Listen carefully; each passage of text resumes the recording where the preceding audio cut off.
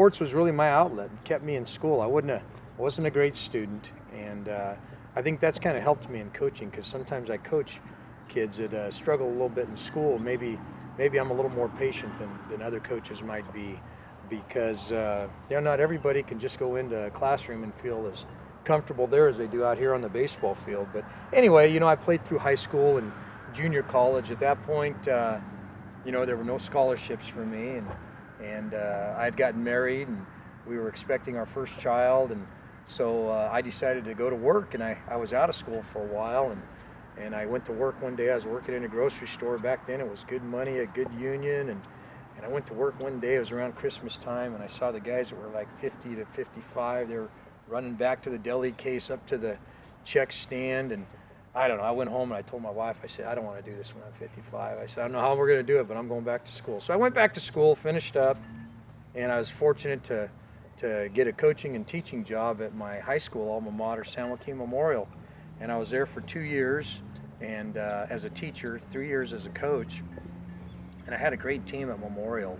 A team that in 1984, they were ranked #1 in Northern California for Division II. Great group of guys that taught me way more about winning baseball than I could have ever taught them. It was just a neat group of guys. And then my job dried up there, and I was scrambling around for a job, and I was just fortunate to come out here and get hired at Clovis. I was here 3 years as an assistant coach, and then in 1988, which now is a long time ago, they named me the head coach, and I've been doing it ever since. In the early 60s, that's when Clovis became a unified school district, and we had really a visionary superintendent. Dr. Floyd Buchanan was our superintendent. He felt that if you built a good athletic program, that people would follow. All of a sudden, the people would have confidence in the schools, and the next thing you know, the developers would want to come out here and build homes, and that's exactly really what happened. Again, it took several years for them to win a football championship. Doc was here in 1960, and I think our first football championship was, I want to say, 1971. So it took a good decade for us to win a championship of that caliber. But since then, things have really gotten on a roll. He also felt like if you built nice facilities, that kids would really want to play. You'd get kids out, and his vision of education meant that co-curricular activities, whether it be band, forensics, athletics, or anything kids that wanted to get involved with outside the normal educational school day, this was part of being a full student. We take great pride in all our co-curricular programs. It's been fun to be a part of this community, because when they want to build a new facility, they're able to pass bond measures. Not every community is willing to do that. And now, we used to be, when I came here, we were just 2 high schools. Well, now there's 5. There's 5 high schools with plans for 6. And all those high schools compete very well across the board in all sports. So it really is a neat community, and very supportive of our athletic programs. Clovis, back in those days, we had a youth program. It wasn't a real strong youth program. I used to run baseball camps, and when I started running these camps, I'd tell kids, someday Clovis High is going to be ranked #1 in the nation. And I'd tell them, I just want to be here when it happens. And I remember in the '97 team, we were ranked #1 in the nation with about 5 games to go.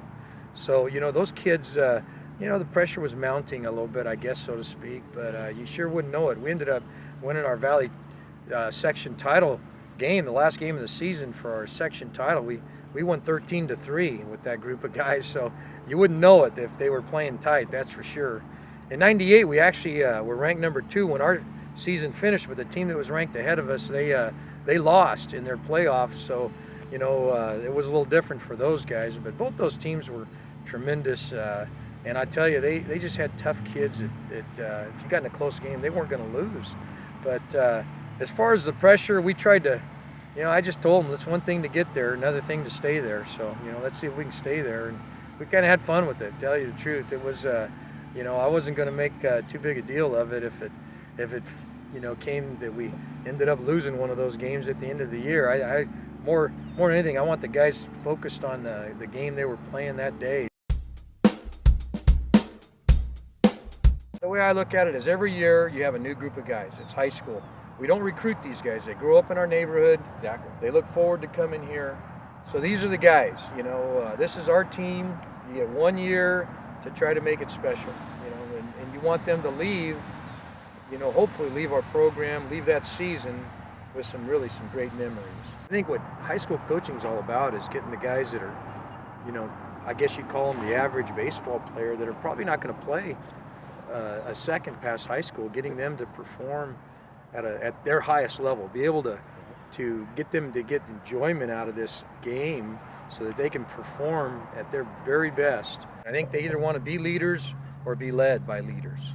I really do. Kids want to win. They want to get together. They want to learn how to be a team.